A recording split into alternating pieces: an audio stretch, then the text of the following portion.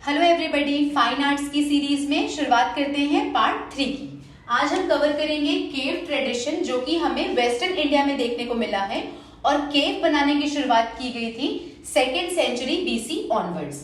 Mainly हमको 3 types of architectural structure देखने को मिले हैं।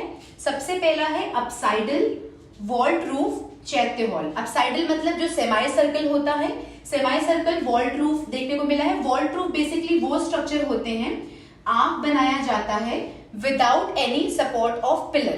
सो बिना पिलर के सपोर्ट के जो सेल्फ सस्टेनिंग आर्क्स जो होते हैं उसे हम वॉल्ट रूफ स्ट्रक्चर बोलते हैं।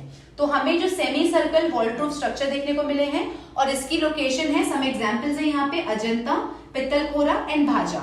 ये तीनों अपने महाराष्ट्र के पार्ट है। इसके साथ साथ हमें अपसाइडल वॉल्ट रूफ जो पिलरलेस हॉल है, यहाँ पे जो वॉल्ट है वो पिलरलेस है, बट चैत्य जो है, चैत्य हॉल है, वहां पे हमें पिलर देखने को मिला है।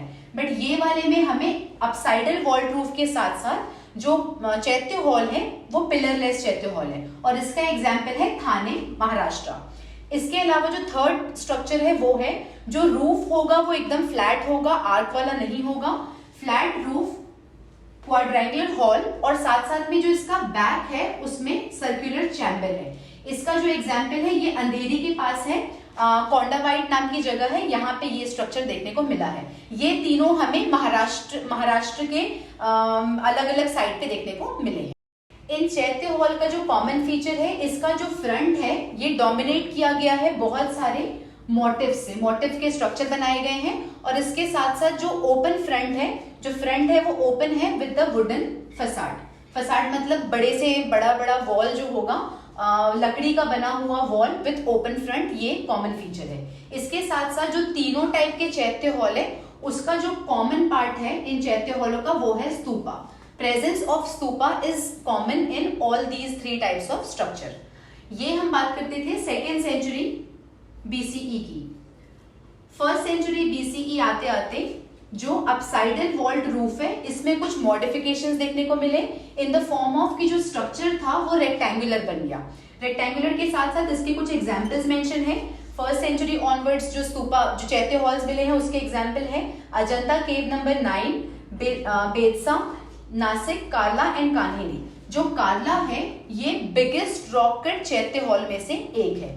इसके साथ साथ 1st सेंचुरी बीसीई के बाद जितने भी चैत्य हॉल पाए गए हैं, maximum number of chaitya hall will belong to the first type, that is apsidal vault roof chaitya hall जो है हमको मैक्सिमम इसके नंबर्स पाए गए हैं।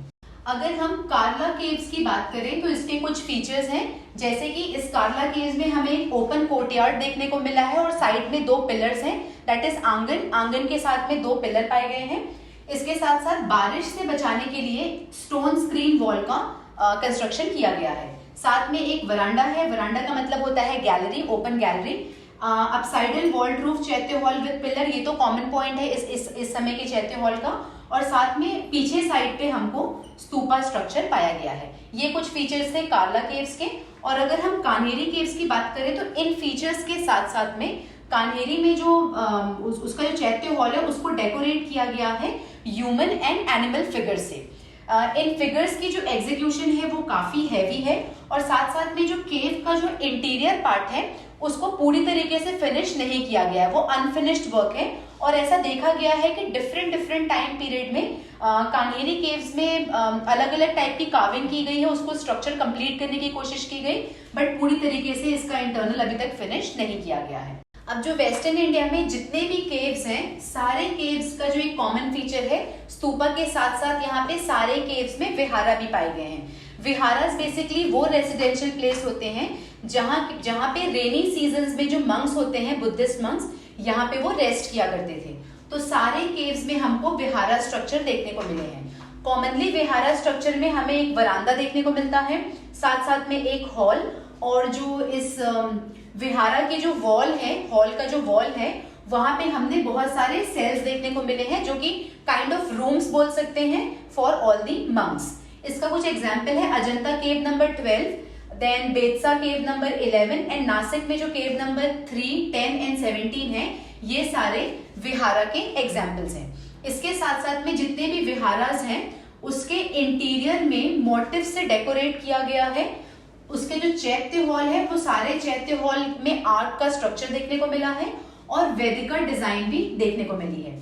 इसके साथ साथ में जो नासिक वाला जो विहारास है which is this one, Nashik वाला जो विहारास है उसको एक्सकवेट किया गया है विथ फ्रंट पिलर, उसके फ्रंट पे पिलर है। इसके साथ साथ यहाँ पे घाटा बेस, घाटा बेसिकली एक इंडियन आर्किटेक्चरल डिजाइन होता है जिसमें पॉट रखा होता है और पॉट के अंदर बहुत सारे फ्लावर्स एंड लीव्स होते हैं। इस टाइप की जो डिजाइन है, डिजाइन में जैसे ये पॉट्स हो गए और इसके अंदर ऐसे फ्लावर्स एंड लीव्स की पिक्चर्स हो गई, इस टाइप के डिजाइन को हम बोलते हैं घाटा based design.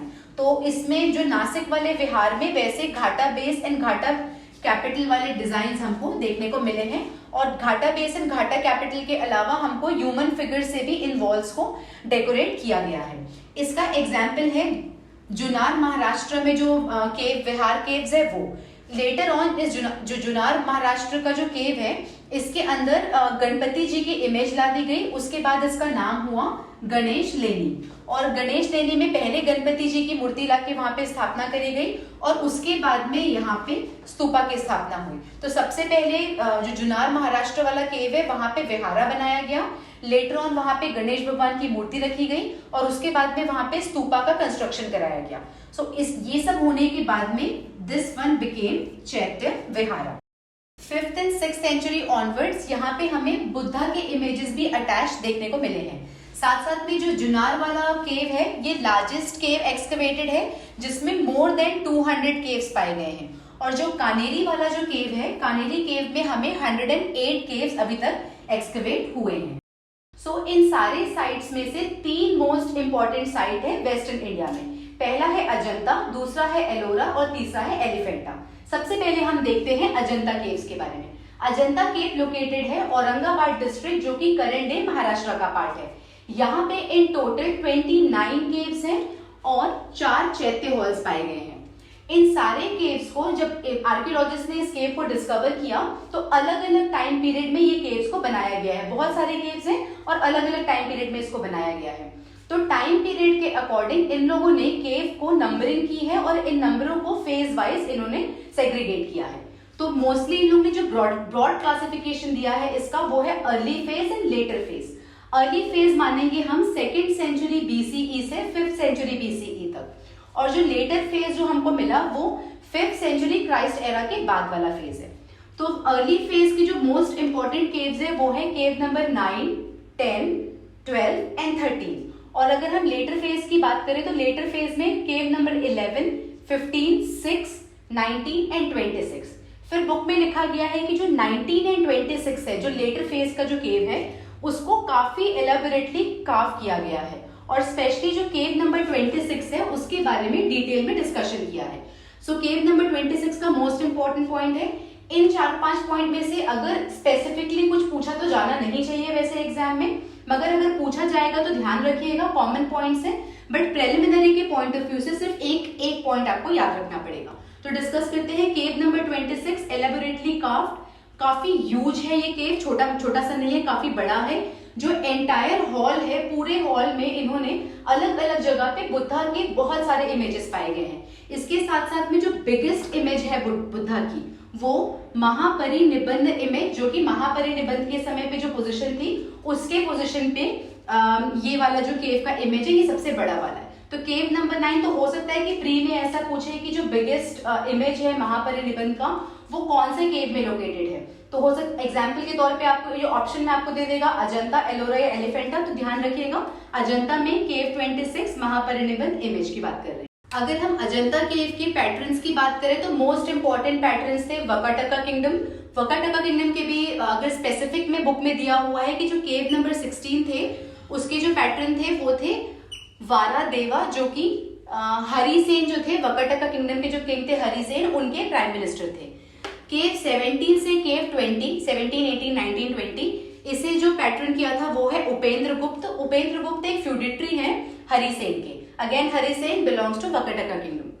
With cave number 26 Buddhabhadra and cave number 4 Mathura Das. ये स्पेसिफिक दिया हुआ है, बट अगर प्रीवियस ईयर में एक क्वेश्चन आया है कि अजंता के अगर पैटर्न्स में से कौन थे तो उसमें सिर्फ ऑप्शन में वक्रटका ही दिया हुआ था। तो आई थिंक अगर आप वक्रटका याद रखें तो you will be able to reach to the right answer. इतना स्पेसिफिक में याद करने की जरूरत नहीं है। अब आते हैं अजंता में जो केव्स हैं उसके कुछ कॉमन फीचर्स। तो पहला है टोपोलॉजिकल वेरिएशन। देखिए, टोपोलॉजिकल वेरिएशन एक मेथड ऑफ कार्विंग होती है। अगर जब बेस होता है या फिर जहां से भी हमें कार्विंग करनी होती है वो अगर नॉन लीनियर होता है, प्रॉपर एकदम फ्लैट हमको सरफेस ना मिले, नॉन लीनियर सरफेस पे जब हमको कार्विंग करनी होती है तो हम टोपोलॉजिकल वेरिएशन का इस्तेमाल करते हैं।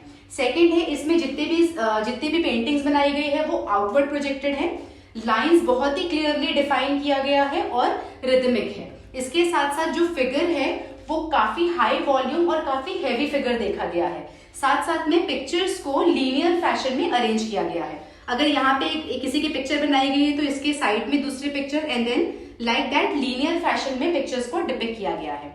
इसके साथ साथ जो भी इवेंट है, अगर कोई भी इन पूरे केव्स में अगर कोई कहानी दर्शाने की कोशिश करेंगे तो उन्होंने जो भी इवेंट्स को उन्होंने पिक्चराइज किया है उसे एज पर जियोग्राफिकल लोकेशन दिखाने की कोशिश करी है।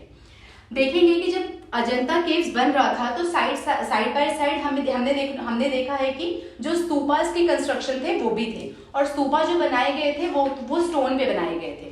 तो ये जो पॉइंट है कि जो लिथिक है दैट इज स्टोन के बने हुए जो भी स्कल्पचर्स हैं, और साथ साथ में ये जो पेंटिंग है, क्योंकि अजंता में ये जो चीजें हमें देखने को मिली है ये पेंटिंग के फॉर्म में देखने को मिला है।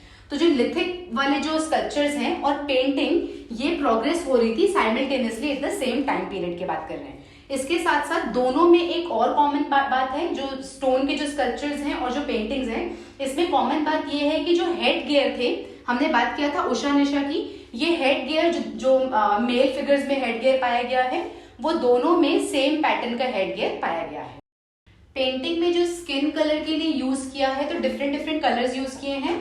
ब्राउन कलर, किसी में येलोइश ब्राउन यूज किया है, ग्रीनिश कलर है एंड येलो ओक्रे, ये सारे कलर्स स्किन को डिपिक्ट करने के लिए इस्तेमाल किए हैं। और जो बाउंड्रीज होती है, काउंटर्स होते हैं, उसके लिए इन लोगों ने brown thick dark line use किया है बाउंड्रीज के लिए। साथ साथ में जो पेंटिंग्स है केव नंबर 1 एंड केव नंबर 2 की पेंटिंग्स जो है वो काफी, उसकी जो डिपिक्शन है वो नेचुरलिस्टिक है, काफी ऑर्डर में है, एज वेल एज जो केव और केव की वॉल्स हैं उससे उन लोगों ने इस पेंटिंग्स को वेल इंटीग्रेट किया हुआ है। इसके साथ साथ जितने भी पिक्चर्स हैं उसमें जो इंसान की पिक्चर्स बनाई गई है उसमें दिखाया है हाफ क्लोज्ड एलोंगेटेड आईज, लंबी आंखें हैं और हाफ क्लोज है, मेडिटेटिव पोजीशन पे सारी पिक्चर्स हैं। थीम की अगर बात करें तो थीम्स में जातक स्टोरीज तो थी जैसे हमने पहले देखते हुए आए हैं, जातक के साथ साथ अवदान्स का भी इस्तेमाल किया गया है। अवदान इज सिमिलर टू जातक स्टोरीज जो कि बुद्धा की लाइफ से रिलेटेड है। तो अगर अवदान्स में देखा जाए तो उसका एग्जाम्पल है सिम्हाला, और अगर जातक की बात करें तो कुछ कॉमन जातक है जैसे कि महाजनक जातक, छदंता एंड विदुर पुनीता, ये जातक को पेंटिंग की थीम के रूप में इस्तेमाल किया है। अगर हम छदंता जातक की बात करें तो ये केव नंबर 10 और केव नंबर 17 दोनों में देखने को मिला है। और केव नंबर 1 में देयर आर अदर पेंटिंग्स जैसे कि पद्मपानी हो गया, वज्रपानी हो गया, ये काफी कॉमनली पाया गया है। पद्मपानी जो कि आपने देखा होगा बुद्धा के picture with the lotus, and Vajrapani Buddha के पिक्चर विद द लाइटनिंग्स, तो ये काफी कॉमन है। बट जो सबसे अच्छे तरीके से प्रिजर्व्ड और प्रेजेंट किया गया है पद्मपानी एंड वज्रपानी को, तो वो है केव नंबर 1 में। अगर आप विजन की टेस्ट सीरीज फॉलो कर रहे हैं तो पद्मपानी एंड वज्रपानी के ऊपर जरूर आप एक क्वेश्चन देखेंगे थ्रू आउट एक नए टेस्ट सीरीज में, और उसमें ये जरूर पूछा जाता है कि पद्मपानी एंड वज्रपानी कौन से केव में पाया गया है। तो याद रखिएगा पद्मपानी एंड वज्रपानी वैसे तो बाकी जगह पे भी हैं, बट कॉमनली ये हमको अजंता में देखने को मिले हैं, जो कि बहुत अच्छी तरीके से प्रिजर्व किया गया है। केव नंबर 2 की अगर बात करें तो यहाँ पे जैसे हमने देखा है वेंगी वाले जो स्कल्पचर्स हैं वहां का काफी ज्यादा इन्फ्लुएंस है केव नंबर 2 में। अजंता के बाद अब हम देखेंगे एलोरा। इसके पहले प्रेलिमिनरी के पॉइंट ऑफ व्यू से ये बहुत इंपॉर्टेंट इन्फॉर्मेशन है, इसे ध्यान रखिएगा कि जो अजंता केव्स है वहां पे हमें सिर्फ बुद्धिज्म के केव्स और पेंटिंग्स देखने को मिला है। एलोरा में अगर आए तो इसमें तीनों रिलीजन काउंट होंगे, बुद्धिस्ट, जैनिज्म एंड हिंदुइज्म। और अगर हम एलिफेंटा की बात करें तो यहाँ पे सिर्फ बुद्धिस्ट एंड हिंदुइज्म है। हिंदुइज्म में सबसे ज्यादा शैविज्म के पाए गए हैं।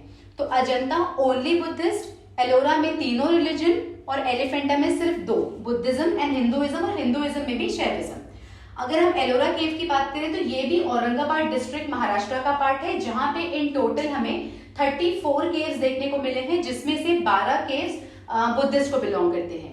टाइम पीरियड अगर देखा जाए तो सबसे ज्यादा जिस पीरियड में इसे बनाया गया है वो है 5th सेंचुरी क्राइस्ट एरा से 11th सेंचुरी क्राइस्ट एरा तक। और अगर हम जैन केव्स की बात करें तो Jain caves 9th century Christ era onward इसे बनाया गया है।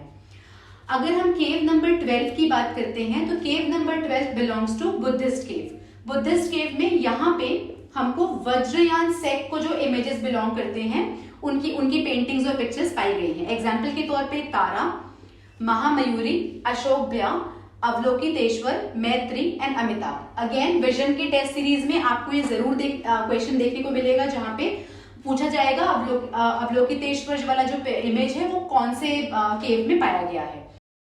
इसके साथ साथ जो बुद्धा की केव्स हैं ये काफी ह्यूज है, बिग इन साइज, और इसके साथ में single, double and triple storey के केव्स पाए गए हैं।